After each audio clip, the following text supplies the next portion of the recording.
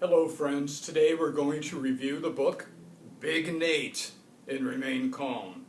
Now Big Nate is this kid here, and he gets into various troubles and adventures. These are his two friends. And this is actually just one of a whole series of books. If you look right here at the inside, there's 30 of these Big Nate books. They're actually very popular. Kids love these books. And it's very slapstick humor. I'll give you a great example in the very first joke in this book here. So there's the teacher in Nate's school, and she's putting her files away and getting ready for school, getting everything set up for the first start of classes, and then she opens her drawer and this pie comes out. It's like on a spring-loaded pie, and it hits her right in the face. And she's like, "Yeah!" And then there's Nate in the hammock with his friend. The friend says, "What was that?" And Nate says, "Oh, just a little something that I set up back in June." So, I mean, that's the kind of humor you're going to get in a book like this. Now, to you, that's juvenile. To me, that's juvenile. But to boys of a certain temperament, 10, 11, 12 years old, this is the equivalent of Tolstoy's War and Peace. Now, you may find that hard to believe, but it's true, and it's actually natural because every generation has its own form of slapstick humor. The so-called greatest generation had the Three Stooges. The Generation X had Jackass and Beavis and Butthead. The Millennials, I don't know what the Millennials had, but the Zoomers have Big Nate. So people like slapstick humor. I mean, I'm not a huge fan of it, but I like it a little bit. I mean, I thought this joke in the beginning of the book was kind of funny. So if your son or your grandson enjoys this type of slapstick humor, then this might be a good book to get them.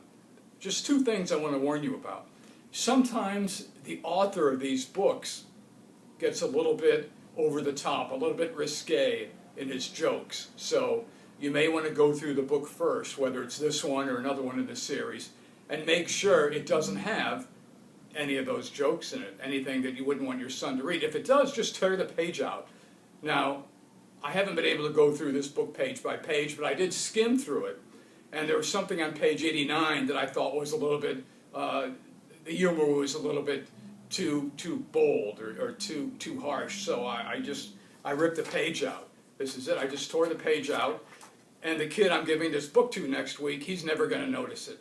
So you may want to go through the book first and make sure that it's okay. The second thing is that, as you can see on the cover here, this is actually a series with Paramount Nickelodeon. Now, I wanted to tell you with all sincerity that I strongly suggest you don't allow your children to watch television. And when I say that, I mean all television, sports, everything, including Big Nate. Television is, look, I worked in television. I acted in television. I produced television, movies. It's the worst thing you could do for your children. I could do a whole video about that, and maybe I will at some point. But all I want to say to you right now is don't let them watch this series on television.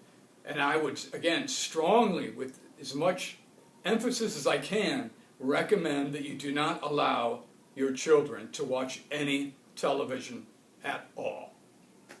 So that's it. Thank you for watching. You can find the link to this book, Big Nate, Remain Calm, in the description to this video. You can also find the links to my series of mystery books, The North Hollywood Detective Club, in the description to this video. So thank you again, and have a great day. And don't forget, Big Nate.